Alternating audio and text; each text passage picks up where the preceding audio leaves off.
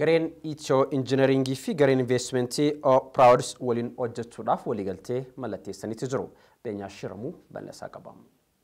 Gareen Investimentii Proudus humna oomishtummaa dhaabbileetti waamamni isaanii saaftee cimsuuf Itiyoo Injiinaringii waliin hojjechuuf waliigaltee mallatteessan. Sirni waliigaltee kunis hojii raawwachiisaa olaanaa garee Itiyoo Injiinaringii Ambaasaadar Suleemaan Daddafoo fi hojii raawwachiiftuu olaantuu garee Investimentii Proudus Injiinar Maartaa Balaay gidduutti kan raawwatamedha. Waliigaltichis hojiilee misooma faayidaa biyyaalessaaf oolan tumsuuf kan gargaaru ta'uu fi meeshaalee biyya alaarraa galan biyya keessatti oomishuun sharafa alaa xiqqeessuuf waloon hojjechuuf kan kaayyeeffate ta'uu hojii raawwachiisaa olaanaan garee Itiyoo Injiinaringii Ambaasaadar Suleemaan Daddafoon himaniiru.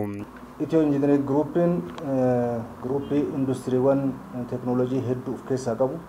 Akkuma kanatti Proudus illee haaluma kanaan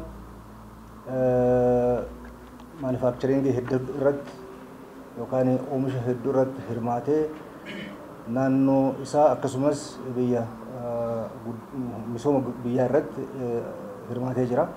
Kanaafuu kophaa fiiguu irra muuxannoo fi dandeettii qabnu hunda walitti finnee misooma biyya keenyaatiif oolchuun baay'ee barbaachisaadha.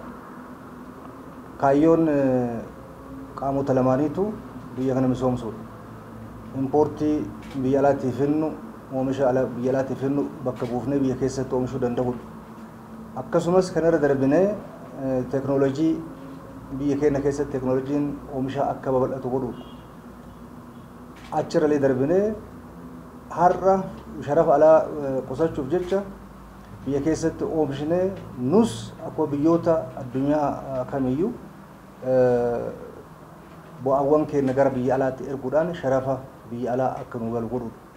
Isa kana haala cimaadhaan haala qindaa'een gara hojiitti raawwachiisuuf gara hojiitti jijjiiruuf sochii godhuuf amma waliigalteen amma kun kan mallattaa'u. Meeshaalee biyya alaarraa galan biyya keessatti oomishuun gara biyya alaatti erguuf akkasumas hojiirra oolmaa bu'aawwan teekinooloojii fi deeggarsa teeknikaa irratti xiyyeeffannaan hojjechuuf waliigaluus Ambaasaadar Suleemaan Daddafoon himaniiru. Oomisha biyya alaatti galan biyya keessatti bakka buusuuf teekinooloojii ammayyaa madaqsuu carraa hojii bal'aa uumuuf kan hojjetu ta'uus hojii raawwachiistuu olaantuun garee Investimentii Proudus Injiinar Maartaa Balaay himaniiru.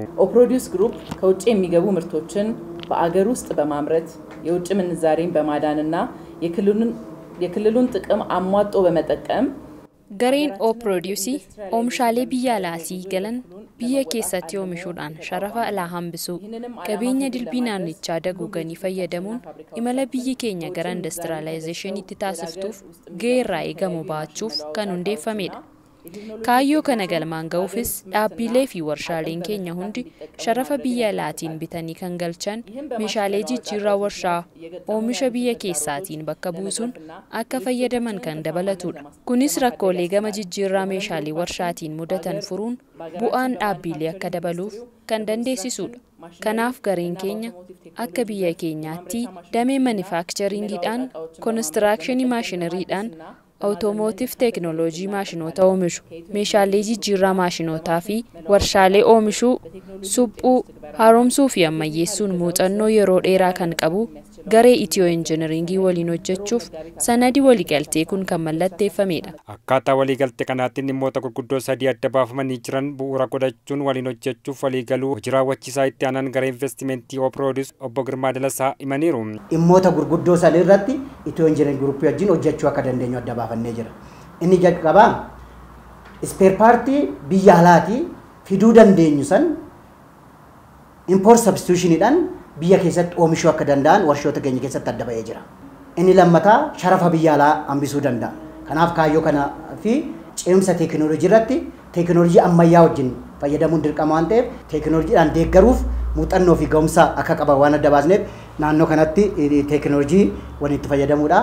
Sadaffaa irratti deeggarsa ogummaati.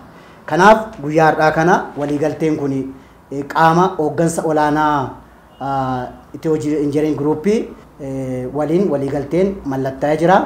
Yeroo gabaabaatti akkuma mallatteessineen hojiirra kan oolchinu ta'uu isaa gammachuudhaan ibsuun barbaada.